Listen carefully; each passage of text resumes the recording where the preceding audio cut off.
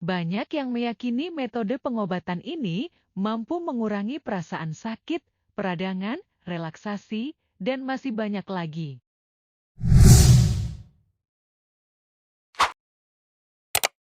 Hai Sobat Z The Logic, terapi yang menggunakan cangkir ini disebut dengan terapi bekam.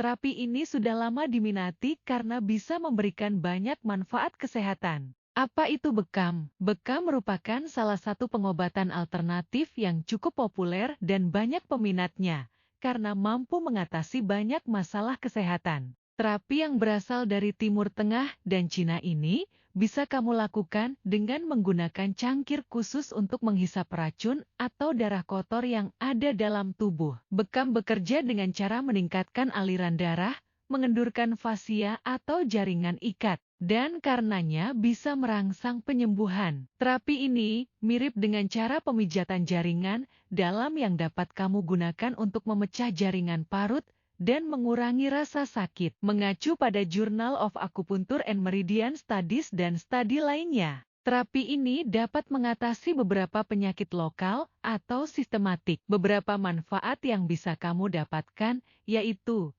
1. Meningkatkan aliran darah ke kulit. Bekam terkenal mampu mengoptimalkan aliran darah. Menurut penelitian, terapi bekam mampu meningkatkan aliran darah dan meregangkan jaringan di bawah area bekam. Ketika aliran darah berjalan baik dalam tubuh, hal ini membuat tubuh dapat menyembuhkan berbagai peradangan atau keluhan secara alami. 2. Mengubah sifat biomekanik pada kulit. Sifat biomekanik dalam kulit mampu menjaga kesehatan kulit. Kondisi ini membuat kulit tetap elastis, kulit mampu terlindungi dari berbagai paparan virus atau bakteri, hingga mencegah penuaan dini pada kulit. 3. Meningkatkan toleransi nyeri. Terapi bekam dapat menurunkan nyeri yang terjadi pada tubuh karena aliran darah yang lebih optimal. Namun, saat tindakannya, terkadang kondisi ini memicu rasa nyeri, tetapi rasa nyeri bervariasi dan tidak menyakitkan. 4. Mengurangi peradangan. Berbagai penyakit yang terjadi akibat adanya peradangan dalam tubuh dapat membaik dengan melakukan bekam. Salah satunya adalah artritis. Terapi bekam menunjukkan hasil yang efektif dan signifikan untuk mengurangi peradangan pada radang sendi, menghilangkan nyeri, hingga menurunkan kekakuan pada sendi. 5. Meningkatkan imunitas seluler. Manfaat bekam yang paling utama adalah melancarkan aliran darah. Ketika aliran darah optimal, maka imunitas seluler juga akan menjadi lebih optimal. Imunitas seluler adalah respon imun tubuh yang berfungsi mencegah paparan bakteri dan virus. 6. Menurunkan risiko penyakit asam urat. Rutin melakukan bekam diduga dapat menurunkan risiko penyakit asam urat dalam tubuh. Akan tetapi, masih membutuhkan penelitian lebih lanjut terkait terapi bekam dengan penyakit asam urat. Hal yang perlu ditegaskan, kamu juga perlu menjalani pola makan dan gaya hidup sehat untuk mengelola gejala atau menurunkan risiko penyakit asam urat. 7. Mengatasi sakit kepala dan migrain. Ada penelitian yang meneliti bahwa 132 orang yang mengidap sakit kepala kronis dan migrain. Sakit kepala yang mereka alami terasa membaik dengan menjalani terapi bekam. Mereka juga mengalami penurunan nyeri yang cukup signifikan daripada kelompok yang tidak menjalani terapi bekam. 8. Mengatasi kesuburan dan gangguan ginekologi. Melakukan bekam nyatanya dapat membantu seseorang untuk meningkatkan kesuburan dan mengatasi gangguan ginekologi yang dialami. Terapi akupuntur yang dilanjutkan dengan bekam dapat melepaskan stres dan memperbaiki kondisi saluran tuba falopi sehingga meningkatkan kesuburan.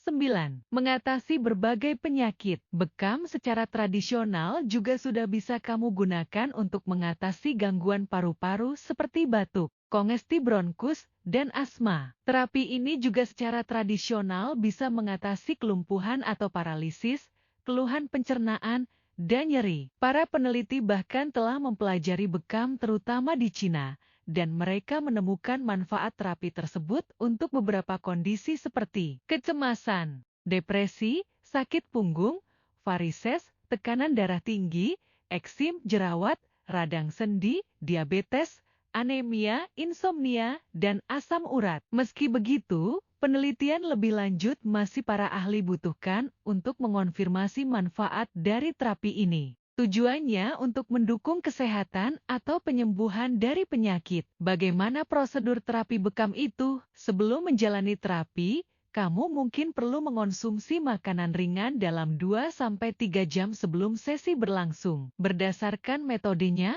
bekam terbagi menjadi 2 jenis, yaitu bekam kering dan bekam basah. Selama perawatan, berikut adalah langkah-langkah terapi bekam. Pertama, praktisi akan bertanya terkait gejala yang kamu rasakan, bahkan memeriksa riwayat kesehatan untuk seseorang yang pertama kali melakukannya. Kedua, sebelum memulai terapi, praktisi akan memasukkan bahan yang mudah terbakar, seperti alkohol, racikan herbal, atau kertas khusus ke dalam cangkir dan membakarnya.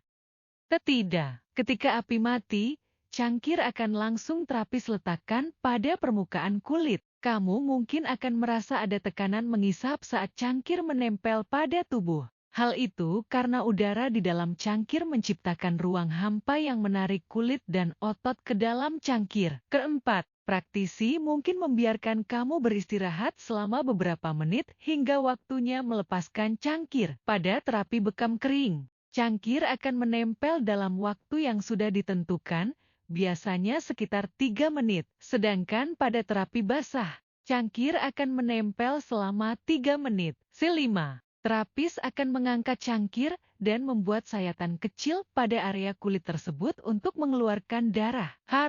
Cangkir akan terapis letakkan kembali di tempat semula untuk penyedotan kedua selama beberapa menit untuk mengeluarkan darah. Yang terakhir, setelah selesai, terapis akan mengolesi bagian yang terluka dengan salep antibiotik dan kemudian ia tutup dengan perban untuk mencegah infeksi. Perlu kamu ketahui, kulit bisa memerah, bahkan memar ringan setelahnya. Hal itu wajar karena pembuluh darah merespons perubahan tekanan. Namun saat ini, bekam bisa kamu lakukan dengan pompa karet untuk menciptakan hisapan daripada cara tradisional yang menggunakan metode panas. Untuk efektivitasnya sendiri, belum bisa para ahli pastikan lebih baik mana dari dua tindakan tersebut. Pastikan untuk memilih terapis yang profesional saat melakukan bekam. Ketika kamu tepat dalam memilih terapis, maka rasa nyeri yang muncul akibat bekam pun dapat menurun. Dengan begitu,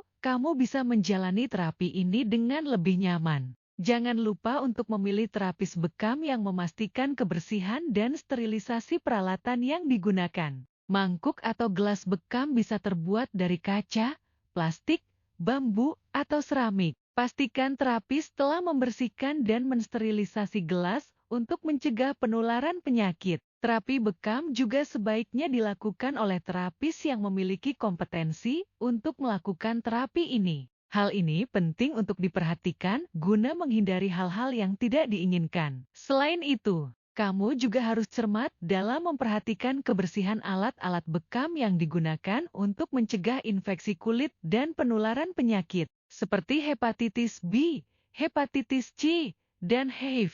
Terapi bekam tidak dianjurkan untuk semua orang. Ada juga beberapa orang yang kurang dianjurkan untuk melakukan bekam, yaitu seperti anak-anak di bawah 4 tahun tidak boleh menerima terapi bekam. Lansia juga tidak dianjurkan karena kulit menjadi lebih rapuh seiring bertambahnya usia. Ibu hamil tidak dianjurkan melakukan bekam, apalagi jika melakukan bekam untuk di area perut atau punggung bawah. Wanita yang sedang menstruasi, kulit sedang terbakar sinar matahari, terluka atau sedang memar. Sobat Z The Logic, jika kamu sedang menjalani pengobatan terhadap penyakit tertentu dan ingin memilih terapi bekam sebagai bagian dari pengobatan, kamu disarankan untuk berkonsultasi dahulu dengan dokter guna untuk mencegah efek samping yang tidak diinginkan. Semoga bermanfaat.